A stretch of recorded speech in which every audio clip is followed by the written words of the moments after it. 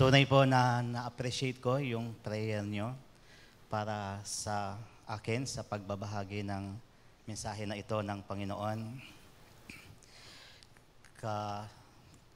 Thursday ay galing pa Malolos, bumiyahe pabalik dito. And then, nag-start na po ako mag-prepare ng message.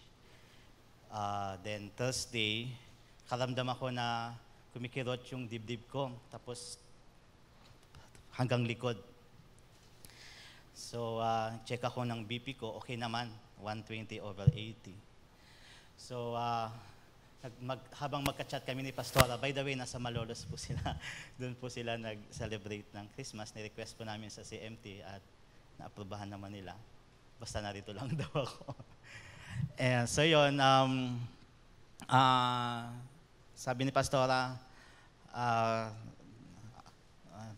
I am praying for you. So, natuwa naman ako noon.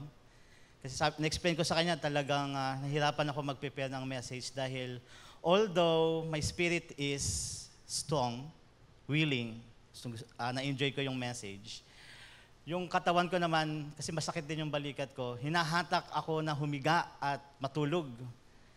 So, ilang beses akong humiga para ma-rest yung likod ko. So, sabi ko talagang, it seems that I'm dragging myself to finish this message. So sabi ni Pastora, I'm praying for you.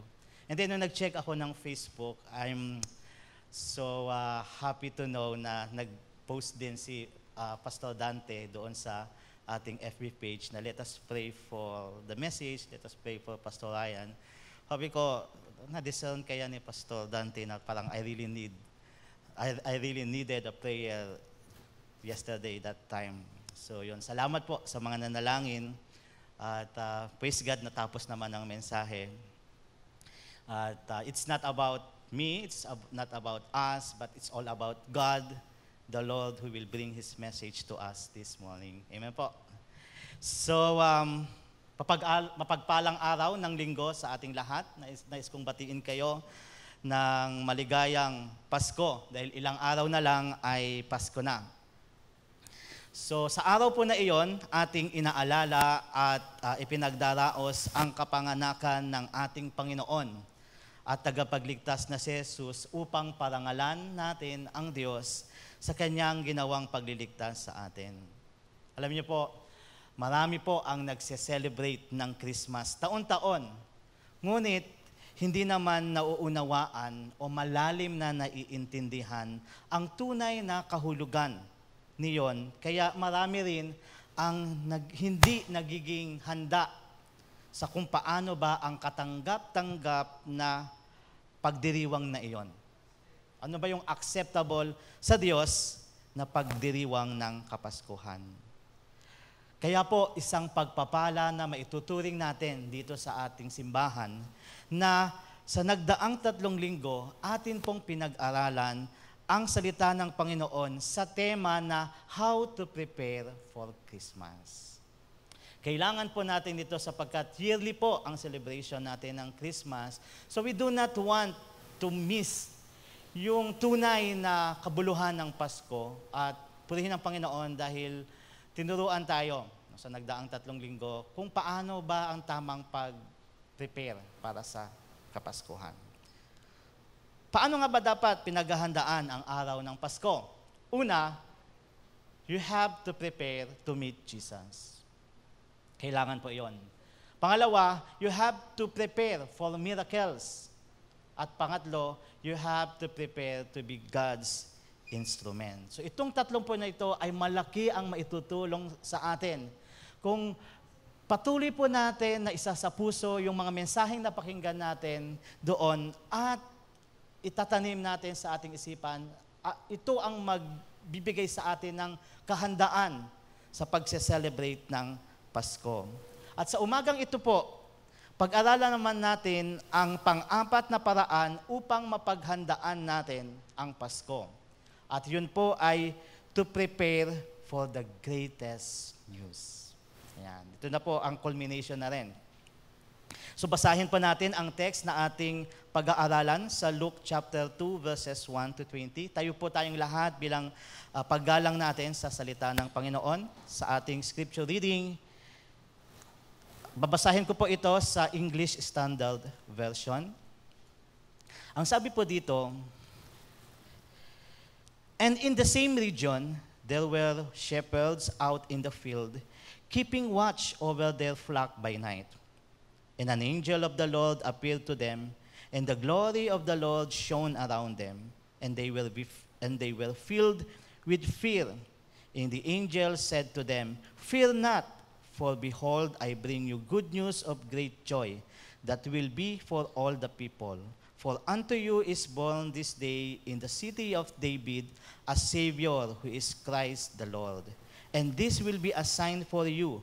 You will find a baby wrapped in swaddling cloths and lying in a manger.'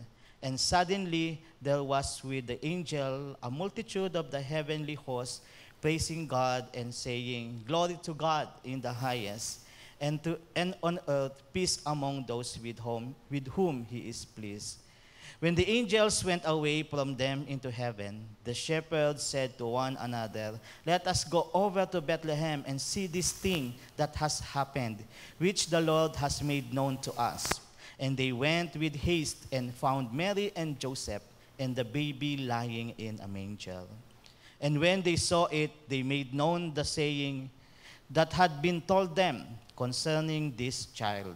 And all who heard it wondered at what the shepherds told them. But Mary treasured up all these things, pondering them in her heart. And the shepherds returned, glorifying and praising God for all they had heard and seen as it had been told them." Praise God. At nabasa po natin ang kanyang salita. Maaari na po tayong magsiupo.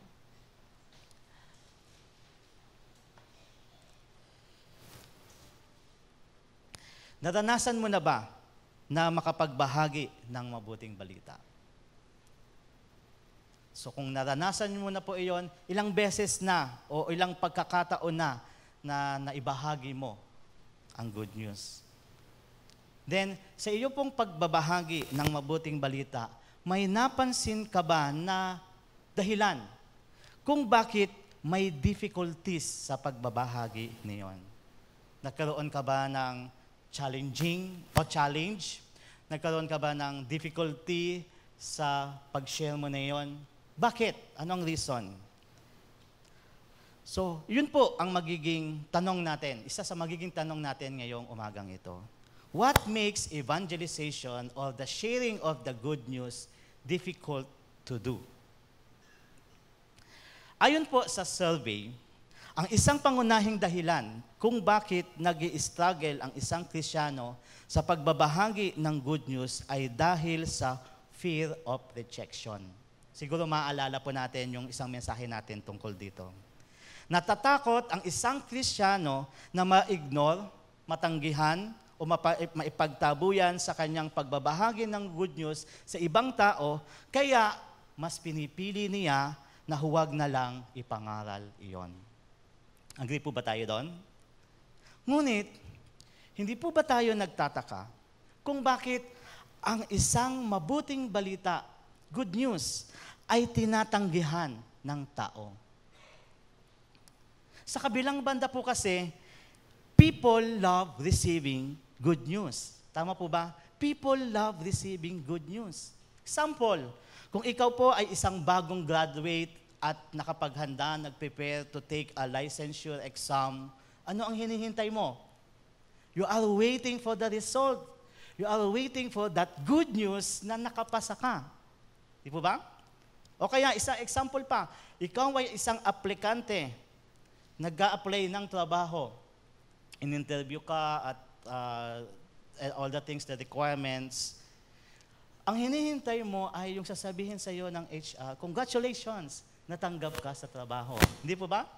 O kaya, ikaw ay isang empleyado na matagal nang nagtatrabaho at pinagsusumikapan mong mapabuti ang iyong trabaho. Ano ang gusto mong marinig mula sa iyong boss, sa iyong manager? Di ba ang hinihintay mo ay, Congratulations, na-promote ka sa trabaho at na-increasean ng sweldo.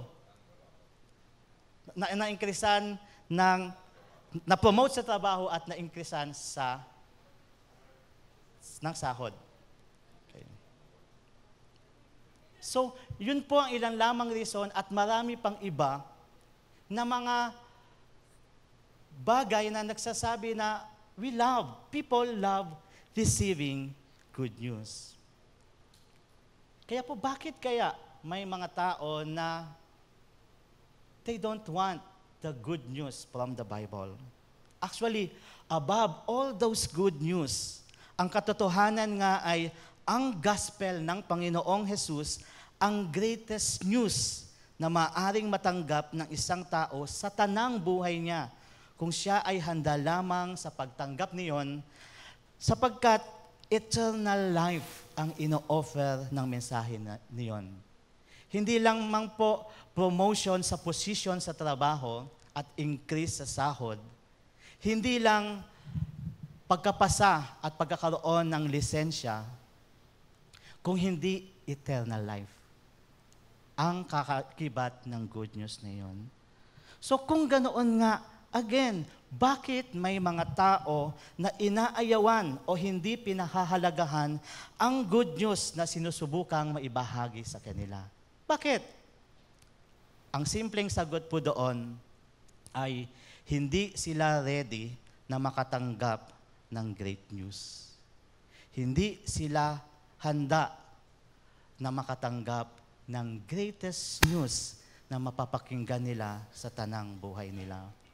Kaya po, today, pag-aralan natin mula sa salita ng Panginoon, how to prepare for the greatest news. Kung ikaw po ay hindi pa nakahanda para dyan sa greatest news na yan, na dala-dala ng pagsilang ng Panginoong Jesus, this is your opportunity to know it. At kung ikaw naman po ay may kagustuhan na maibahagi itong greatest news na ito, this is also your opportunity to know how you can prepare for that greatest news. So, tuloy-tuloy na po tayo. Mayroon pong tatlong ways to prepare for the greatest news. Una po, welcome joy into your heart. That's the first thing that you must do to prepare for the greatest news. You have to open your heart and make it free para ang joy ay papasok sa inyong puso. So, checking yung ating passage, nauna po dyan yung verses 1 to 7. So, hindi na po tayo nag-dwell doon, pero kung i-check po natin yung ating verses 1 to 7, ito po yung passage kung saan iniulat ni Luke kung ano ang nangyari sa pagsilang ng sanggol na magiging tagapagligtas ng bawat tao. So ito ang sanggol na ito, ang matagal nang hinihintay na Mesaya na magliligtas hindi lang sa mga Israel o sa buong Israel, kundi sa lahat ng tao. So yun, kung paano nangyari iyon, iniulat iyon ni Luke sa verses 1 to 7. Now, siyempre po, ngayong naipanganak na ang tagapagligtas, ang Mesaya, kailangan, hindi po ba, o mahalaga na maipaalam iyon sa sanlibutan. It doesn't make sense kung ang isang Mesaya na matagal nilang hinihintay ay ipinanganak na pero wala man lang nakaalam. So kailangan, mahalaga na maipaalam iyon at maipronounce. So kaya po, dito sa verse 8, inintroduce po ni Luke kung sino ang mga unang babalitaan ng pagdating ng Mesiyas. Ang sabi doon, in the same region, there were shepherds out in the field keeping watch over their flock by night. Alam niyo po, makikita natin sa talatang ito na mayroon pa rin nakakaiba sa pagpili ng Diyos kung kanino niya unang ipapahayag ang pagdating ng kanyang ipinangakong Mesaya. Hindi po ba maisip natin, imbes na sa mga hari, Imbes na sa mga prominenteng tao, sa mga sikat na tao na madaling pakikinggan ng mga followers niya, imbes na doon ibalita ang pagdating ng Panginoon, ang pinili ng Diyos na bahaginan ay yung marginalized, lowly, unnoticeable, and humble shepherds. Our God is really an amazing God because of that, di po ba? Because He's a God na hindi namimili ng posisyon o ng status ng tao para gamitin niya. Even though you are the simplest person sa inyong company, even you are the not so smart student sa iyong sa inyong klase, God can still choose you to bring His great news. So ganito po ang pangyayari na sa pagbabalita sa kanila, sa mga shepherds na iyon. Sabi doon, an angel of the Lord appeared to them, and the glory of the Lord shone around them, and they were filled with great fear.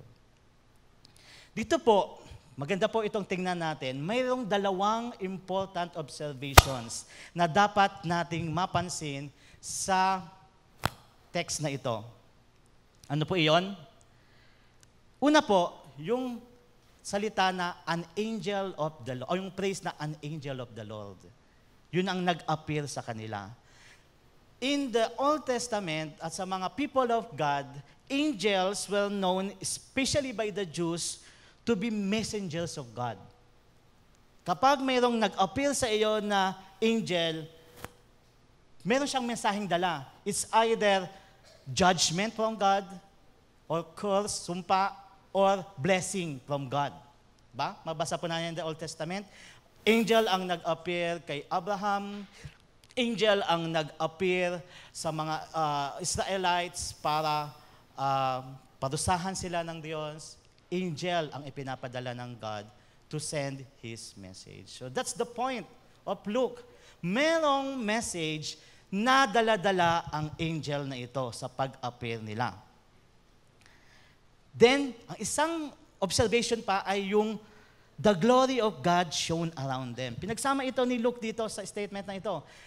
And the glory of the Lord shone around them. Ano po ibig sabihin nun? So kung i-imagine po natin yung event, imagining the event, ikaw ay isang pastol na tahimik lang na nagbabantay ng iyong tupa, may mga kasama ka doon sa malayong lugar, malayong banda, nagbabantay din sila ng kanilang mga tupa, and then the angel appeared. Di natin alam kung paano, basta nag-appear yung angel, and then yung lugar nila ay nagliwanag. Parang merong biglang umopen na floodlights doon. So ano ibig sabihin nun? It speaks about wonder of God. Kasi the glory of the Lord shone around them. Itong liwanag na ito nag-appear sa kanila, yun ang glory ng God. So ano pong ibig sabihin na ito? Pag binasa po natin ito, ano ang nakapaloob sa ibig sabihin dito ni Luke? Ang nakapaloob po sa statement na ito ay, there is something wonderful sa mensahe ng Diyos na ibabahagi ng anghel sa mga pastol. There is something glorious in this message na dala-dala ng anghel. Ngunit paano po nakatugon ang mga shepherds sa pangyayaring iyon? Ang sabi po ni Luke, and they were filled with great fear. Ito po ang clue natin na makikita natin hindi pa nakahanda ang mga shepherds sa pagdating ng great news sa kanila. Di pa sila ready. Kasi ang unang pumasok sa kanila, naku, baka merong judgment para sa amin ang dadalhin ang angel. Pero yung glory of God na nag-shone around them, ang nakita nila doon is judgment, condemnation for us. Nakakatakot, great fear ang naramdaman nila. So what did the angel do? Ano po ang ginawa ng angel?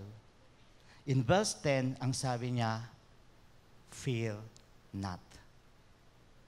Do not be afraid. Let us take note, mga kapatid, sa isang phrase na ito. Makikita natin that fear hinders wonderful things to come into our hearts. Hinahadlangan ng takot ang mga magagandang bagay, kahangahangang bagay na sana ay makita natin na gusto ng Diyos na maranasan natin. Dahil mayroong takot na naghahari sa ating puso, nahihirapan ng isang tao na palaging maging aware for those wonderful things that God is delivering sa kanila. Madalas pa nga, hindi po ba, hindi tayo nakakapag-isip ng maayos kapag may iniingatan pa tayong takot sa ating puso. Papansin po natin yan. Hindi po ba kapag sa isang pagkakataon, bigla tayong parang, okay naman dati, pero biglang parang merong difficulties in our finances. Merong difficulties sa pantustos sa mga pangangailangan namin. Di ba na-experience nyo yun? Tanong doon, bakit dumarating yon? So kung takot ang maghahari sa atin, paano na kami kinabukasan, paano na ang pag-aaral namin, kung ano-ano na ang naiisip natin, di ba? Kapit sa patalim pa nga ang sabi doon, kung saan-saan tayo pumupunta para masolusyonan yung problem na iyon. Pero hindi natin, because of that fear, hindi natin nakikita, baka merong wonderful thing na gustong maranasan mo, gusto ng Panginoon na maranasan mo, out of that suddenly, biglang difficulties in finances. Isang example lamang po iyon.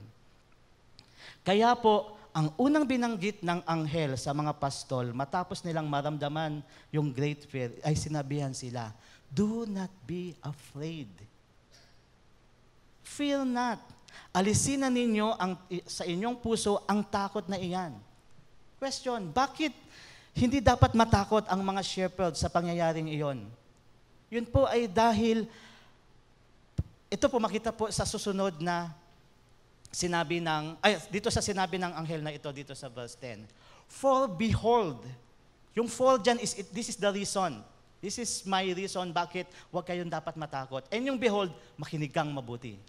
I bring you good news of great joy that will be for all the people. This is your reason for not fearing this appearance, pag-appear ng angel sa harapan mo.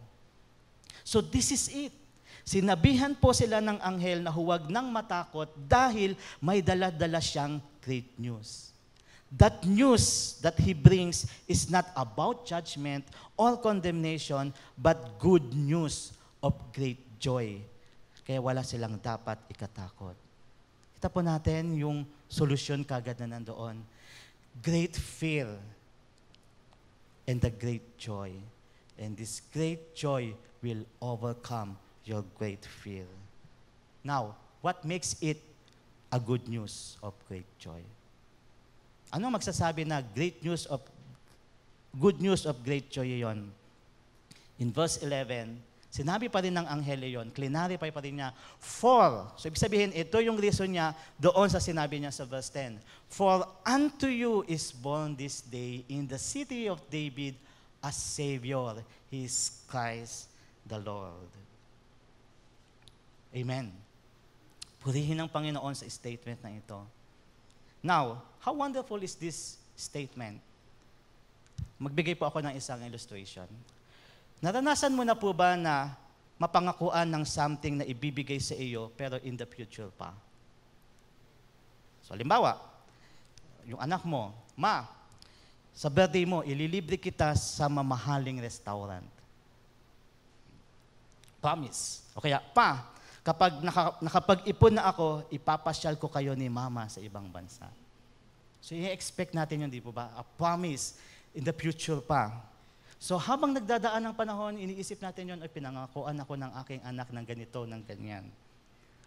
Now, ano ang magiging reaction mo kapag dumating na ang araw na tutuparin ang ipinangako na yon?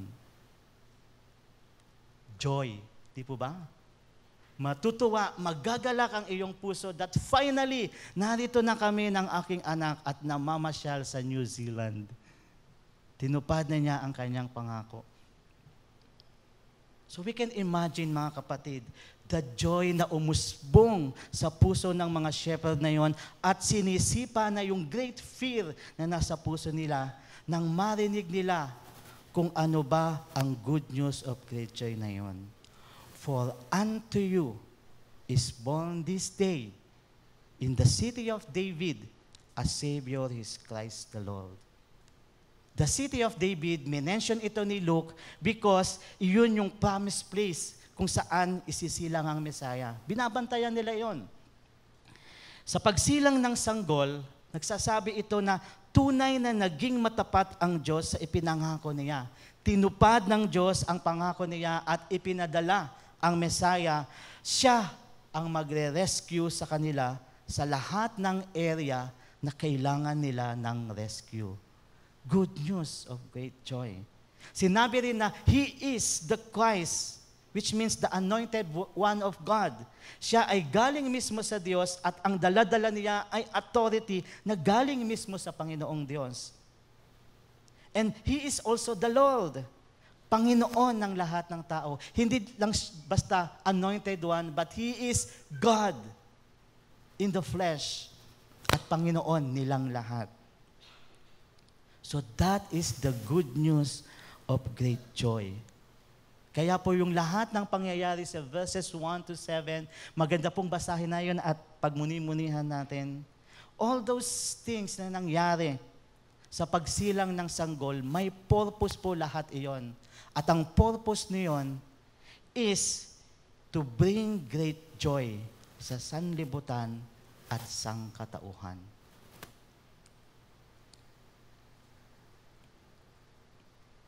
Now po, ang sabi naman sa sumunod na talata sa verse 12, and this will be a sign for you. You will find a baby wrapped in swaddling cloths and lying in a manger. Alam niyo po, this may be a surprising sign mula sa anghel na narinig ng mga shepherds. My Lord, our Messiah, nasa manger, ipinanganak. Lying in a manger. Hindi doon sa palasyo, hindi doon sa marangyang bahay, isinilang ang isang Messiah na tagapagligtas nila, kundi sa isang sabsaban, sa isang marumi at mabaho na pakainan ng mga hayop. This seems like, bakit ganoon? Bakit doon siya? Alam niyo po, nagpapahayag iyon na ang uri ng joy na dadalhin Jesus sa puso ng bawat tao ay isang kagalakan na hindi nakabase lang sa its status o katatayuan sa lipunan o sa kung anumang karangyaan na tinatamasa ng isang tao. Hindi doon magmumula. Ang kagalakan na iyon na daladala ni Jesus ay nakabase mismo sa Kanya, sa kung nasaan si Jesus. Ang kuweba o kulungan ng mga hayop kung saan siya ay ipinanganak ay naging isang delightful place dahil naroroon ang presensya niya. Yes, it was just a manger, but that is the most wonderful and glorious manger dahil nakahiga doon ang sanggol na tagapagligtas ng sanlibutan. Mga kapatid, in application, dumating na po ba si Jesus sa iyong buhay? Tunay ba na kinilala mo na siya bilang iyong Panginoon at tagapagligtas? Kung gayon nga, kapatid, be aware and reminded of this good news. Natanggap mo na ang great joy na kaakibat ng paghahari ni Jesus sa iyong puso. That great joy is already there. Deep inside your heart. Dahil kasama iyon ng Panginoong Jesus. Hindi iyon naiiwan. Great joy is with the Lord Jesus Christ. Kung hindi mo pa lubusang napapansin ang kagalakan na iyon, marahil kapatid ay may takot pa na humahadlang sa iyong puso, kaya hindi mag-umapaw doon ang kagalakan na iyon. Kaya po mahalaga na masaliksik nating mabuti ang ating puso, saan ba nakasalalay ang kagalakan nito. Ano ba ang nakapagdudulot sa iyo ng matinding saya at ligaya? Ano ba ang nakapagpapangiti sa iyo sa panahon ng kahirapan o problema? Nawa, kapatid, ay iyon ay dahil alam mo na si Jesus ay nasa iyong buhay, nasa iyo ng buhay, at patuloy na nagkahari doon. Let us remember this. His presence makes your life joyful. Amen? Christ's presence makes a life joyful. And that is how we can prepare for the great news. Welcome joy into your heart by welcoming Jesus to be the Lord of your life. Second, listen to what you hear from God. That is what we need to do to prepare for the greatest news. Listen to what you hear from God. Sa punto po na ito, mapapansin natin, hindi po natin sinabi o diniretsang sinabi, listen to God o listen to God's message. Ang sinabi po natin, listen to what you hear from God. Ang purpose po na yon is to give emphasis doon sa pagkakaiba ng hearing sa listening. In definition po, hearing, sabi nila, is an involuntary response sa ating katawan, specifically ng ating utak, kapag mayroong sound wave na nag-travel mula sa tenga, pumasok sa ating tenga, patungo sa ating utak. So, yun yung listening. Example, kapag nag-drums tayo, ito electric, kapag pinalo iyan, magkikreate ng sound wave, at yung sound wave na yan tatakbo at pupunta sa ating tenga, magpapases yung eardrum natin, at magsasend dyan ng electric newtons ba yun? Anyway. So, magsasend yan, pupunta yan sa brain natin, magpapases yung brain natin, at magsasabi, ay tumunog yung drum. So, that is hearing. That's involuntary. Ibig sabihin, whether you like it or not, kapag nandoon ka sa isang lugar at mayroong sound doon o mayroong nagsalita doon, maririnig mo yon. Unless na lang, yun nga, sira na yung eardrum o may problem na sa tenga. So that's involuntary. You hear something, especially kapag may sound. Now, example doon, yung public speaking, katulad nito, di po ba? Naririnig nyo ako dahil nagsasalita ako. Mayroong sound wave na pumupunta sa inyong tenga. So whether you like it or not, hanggat abot nitong sinasabi ko na ito, naririnig niya ito. However, listening is different. Listening daw is a voluntary process na nangangailangan ng masusing pakikinig. You pay attention sa nagsasalita o sa isang tunog, and then mayroon ding pagsusumikap na intindihin kung ano ang ibig sabihin ng salita o tunog na yon. So hindi na ito involuntary lang, voluntary na. May effort ka na to understand ano ba ang tumutugtog na yon. Holy. Kasi base doon sa melody o sa pagkaka-arrange ng sound. At kayo man, habang nakikinig ng mensahe, pinaprocess ninyo ano ba yung sinasabi, ibig sabihin ng sinasabi ko, sinasabi ng teacher. So, maaari nating sabihin, by that definition, hindi lahat ng ating naririnig ay ating pinapakinggan. Tama po ba? Hindi lahat ng ating pumapasok sa ating tenga ay pinaprocess natin at kinukuha natin ng meaning. Now, going back sa ating text, na pinag-aralan kanina, masasabi natin na narinig ng mga pastol ang greatest news na sinabi ng anghel sa kanila. Dahil kaharap sila ng anghel eh. Ang tanong ay, nakinig ba sila? Pinakinggan ba nila ang anghel? Did they listen to them? Ang sabi po sa verses 15 to 18, when the angels went away from them into heaven, the shepherds said to one another, let us go over to Bethlehem and see this thing that has happened, which the Lord has made known to us. And they went with haste and found Mary and Joseph, and the baby lying in a manger. And when they saw it, they made known the saying that had been told them concerning this child, and all who heard it wondered at what the shepherds told them. Batay po sa talatang ito, matutukoy natin na nakinig nga ang mga pastol sa kanilang narinig mula sa anghel. We are sure that they listened dahil they responded positively. Ang sabi nila, tayo na sa Bethlehem. Tingnan natin ang pangyayaring ito na ibinalita sa atin ng Panginoon. Nandun sa Bethlehem ang Messiah. Sabi niya, okay, let's go there. Let's see that Messiah. And this is the best example on how we can know that we are already prepared for the greatest news. We listen to what we hear from God. Anuman ang narinig natin mula sa salita ng Panginoon, handa tayo na pakinggan iyon. Anuman, whether iyon ay in a way of rebuke, or a correction, or is it an instruction, or how about an encouragement? Whatever it is, malalaman natin na handa na tayo to receive the greatest news kung tayo ay handa ng makinig at tumugon doon positively.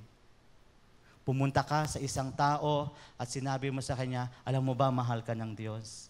Alam mo ba na handa kang iligtas niya mula sa iyong kasalanan? Ay,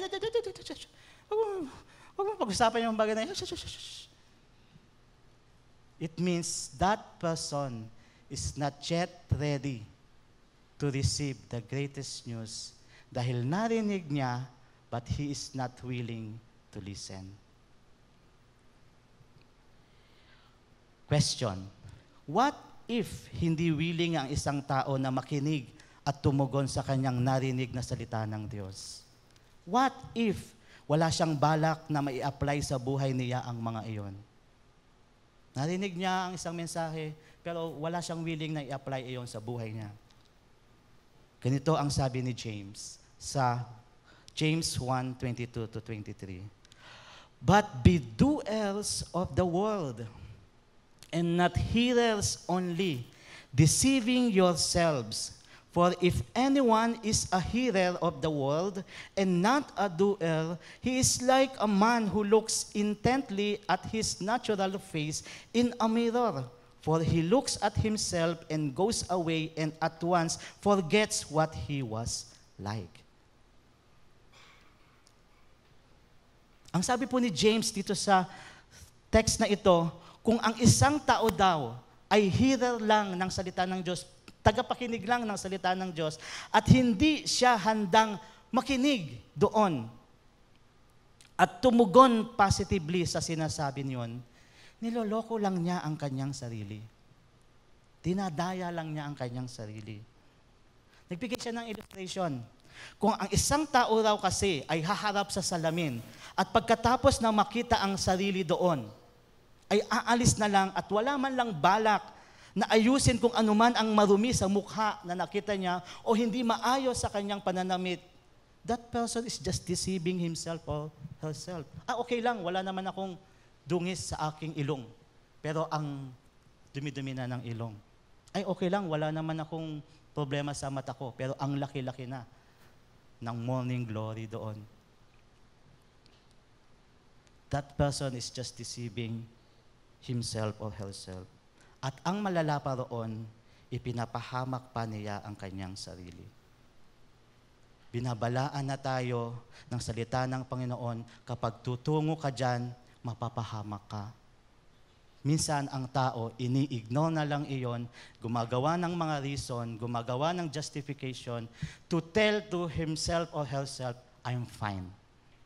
Pero in the end, ang sabi ng salita ng Panginoon, kapahamakan pala ang dulo niyon. Now, going back to the shepherds, paano kaya if they did not listen to what they had heard from God through an angel? Paano kaya kung sinabi nila na pasensya na, hindi kami makakapunta dahil busy sa pagbabantay ng alaga naming hayop? Ay, sorry, pasensya na kasi mayroong sakit yung isang tupa, kailangan ko munang bantayan. Hindi po muna ako makakapunta dyan sa Bethlehem. Tayo na sa Bethlehem. Tingnan natin ang pangyayaring ito na ibinalita sa atin ng Panginoon. Yun ang naging tugon ng mga pastol. Nagtungo nga sila sa Bethlehem at natagpuan nila sina Joseph at Mary. At nakita rin nila ang sanggol na siyang magliligtas sa kanila at sa buong sangkatauhan. And then sa verse 17, ang sabi, nang makita ng mga pastol ang sanggol, isinalaysay nila ang sinabi ng anghel tungkol dito. Namangha ang lahat ng nakarinig sa sinabi ng mga pastol. Kapatid, the honor to be one of the witnesses of first Christmas, the glory to be the first to testify and share the good news of great joy, and the pleasure to be channel of God's great news. Lahat ng iyon ay naranasan ng mga marginalized, humble, and lowly at hindi sikat na shepherds dahil they listened to what they have heard from God. Dahil nakinig sila. Kapatid, huwag po nating hayaan na ma-skip natin the honor to be one of the witnesses of the gospel of Christ, the glory of sharing the good news. Despite of those struggles and challenges, there's still joy dahil naipahayag ang mabuting balita. And the pleasure to be channel of God's great news dahil mayroong nakinig sa pinagsumikapan nating ibahagi sa kanila. Let's not skip those blessings because we do not want to listen to God's call sa atin. And so, to be prepared for the greatest news you will ever hear sa tanang buhay mo, you have to intentionally listen and voluntarily respond to what you hear from the Word of God. Let's stop making reasons and excuses. Let's begin to listen to God, to what we hear from God. If it is a rebuke, humble down. If it is a correction, yes, I will listen and just follow Him. It's for our pleasure, honor, and glory then to the glory of God. Lastly, respond with praise. Ang sabi po natin kanina, mahalaga ang pagtugon natin sa ating napakinggan mula sa salita ng Panginoon. Ang tanong ay, paano natin gagawin iyon? How should I respond to the word of God na napakinggan ko? So ito po yung point natin. Respond with praise. Basahin po natin ang sinasabi sa verses 19 and 20. But Mary treasured up all these things, pondering them in her heart. And the shepherds returned, glorifying and praising God for all they had heard and seen, as it had been told them. Dito po, napakaganda talaga ng pagkakasulat ni Luke sa kanyang gospel. Dahil dito po, pinagsama niya itong dalawang ito. Makita po natin, di ba, biglang siningit niya si Mary dito. Doon siya sa naumpisa, pero sinama pa niya dito sa sasabihin niya sa shepherds.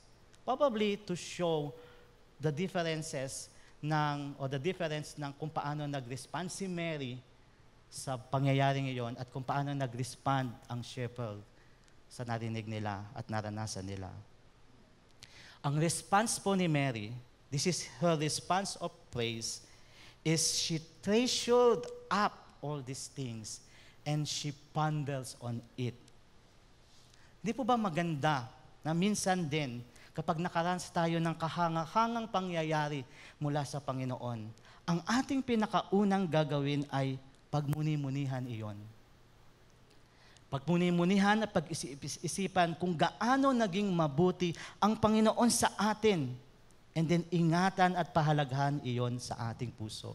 Magandang paalala po ito because patapos na po ang taon natin. Let's look back doon sa mga nagdaang buwan. Gaano ba naging faithful ang God sa iyo? Despite of those problems and struggles, paano nagkapinagpala ng Panginoon? Treasured up all those things, ponders on those things, and then treasured it up. You need them for the next year. So that yung praise po natin, those wonderful things na naranasan natin ay magbubuo ng isang spring sa puso natin so that yung joy ay palaging lalabas kahit ang bigat ng problema na dumating sa atin. So, pangalawa po, how about shepherds?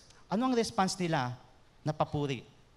They respond with a forever changed lives.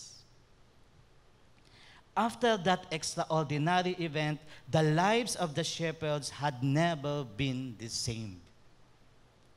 Paano natin nasabi? But going back to verse 8, kung mabasahin natin yung introduction at yun lang, no? Hindi natin alam yung mga susunod pa, it seems that dull and uneventful yung introduction sa kanila. Sa region na yon, mayroong mga shepherds na nagbabantay ng kanilang tupa. And that's it. Not until sa sumunod na talata, an angel appeared to them. And then, yung wonderful things sa buhay nila, nagsimula ng mangyari. So because of that appearing and revelation of great news na kanilang pinakinggan, nagkaroon ng kulay ang buhay nila. That is, after nilang makilala ang Messiah, umuwi nga sila sa kanilang bayan. Life goes on. Ngunit, umuwi sila na ang puso ay punong-puno ng pagdakila at papuri sa Panginoon. They returned glorifying and praising God.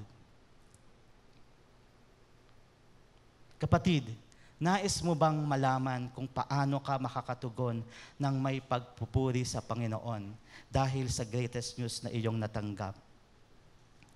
Kung ninanais mo yon, you may consider emulating how a multitude of the heavenly host responded sa naibalitang dumating na sa mundo ang Mesiyas. Check natin uli yung verse 13. Let's go back to that verse. And suddenly, yung suddenly na yon, right after na maipahayag sa mga pastol ang pagsilang ni Jesus, there was with the angel a multitude of the heavenly hosts praising God and saying, "Glory to God in the highest, and on earth peace among those with whom He is pleased." Ito ay para ba o mas great pa doon sa pagtungtong ng 12 noon ng December, bago ng December 31. Yung New Year, biglang magpuputukan, di ba? Naantay ko yan nung bata ako, biglang magpuputukan ang malalakas na mga paputok. Mas great, parang ganoon, pero mas great pa doon. And suddenly, an angel singing and glorifying God, delivering praises and words of adoration sa Diyos. Suddenly yon, bursts out. So ano ang response? Celebration. The best way to respond sa greatest news na ating natanggap na ang Panginoon at tagapagligtas ay dumating na sa ating puso at buhay is to celebrate it daily. At ang celebration na iyon ay hindi sa kung paano nagse-celebrate ang mundo. It's kind of celebration that is glorifying to God. That is, whatever we do, whether we eat or drink, or go to work or school, or cook food for our family, we glorify and praise God as we do it.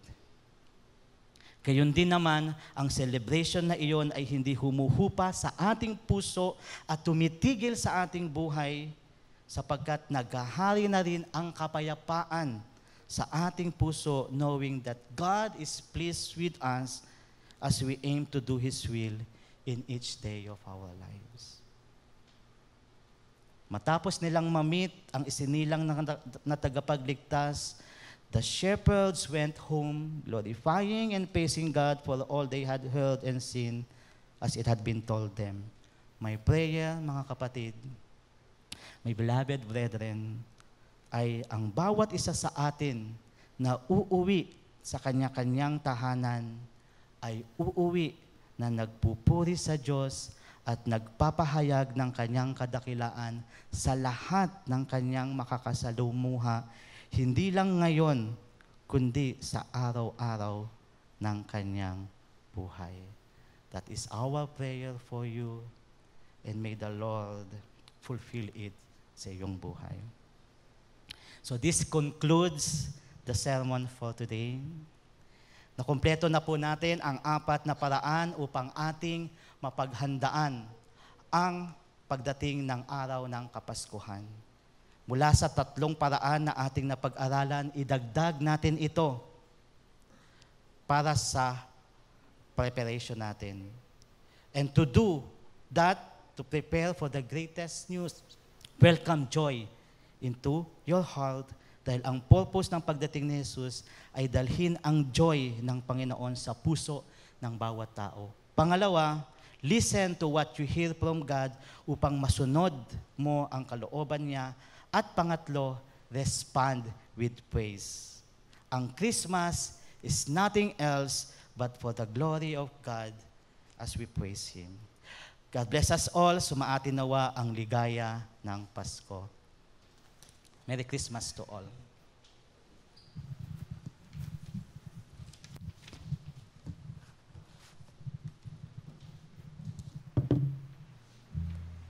In response to God's message today, I invite everyone to please stand.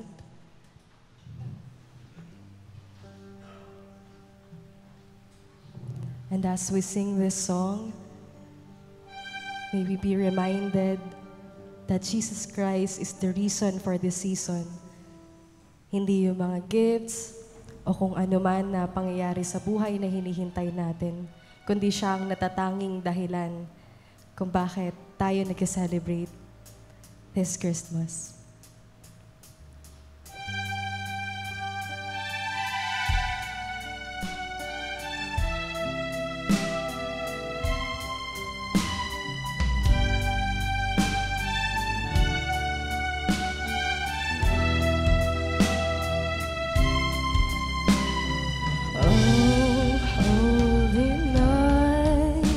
The stars are brightly shining.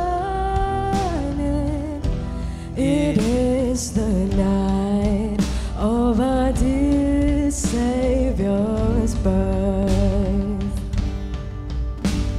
Long lay the world in sin and error pining, till He appeared and the soul its worth. A thrill of hope, the weary world rejoices, for yonder breaks a new and glorious morn. Oh, fall on your knees. Oh, hear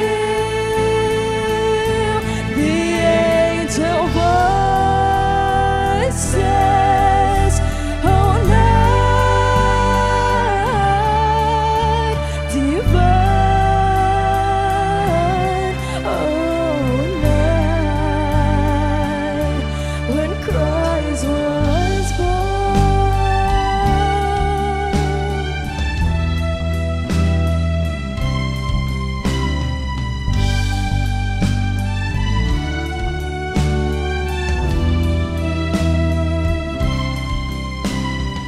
Truly He taught us to love one another. His law His gospel is peace.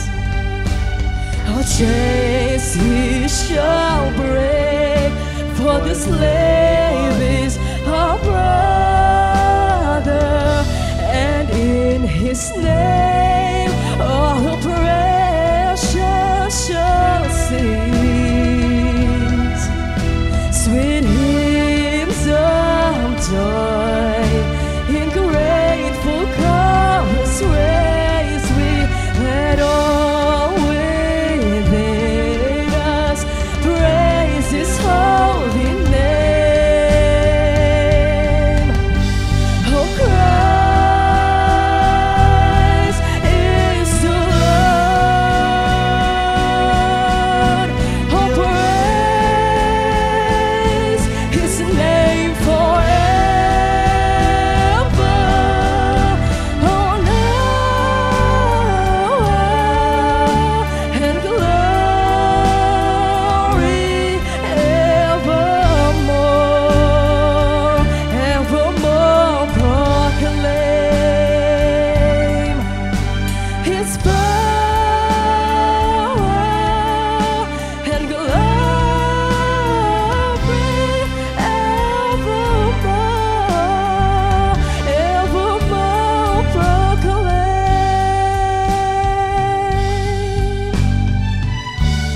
Yes, Lord, this evermore proclaim Your glory, Your power, Panginoon.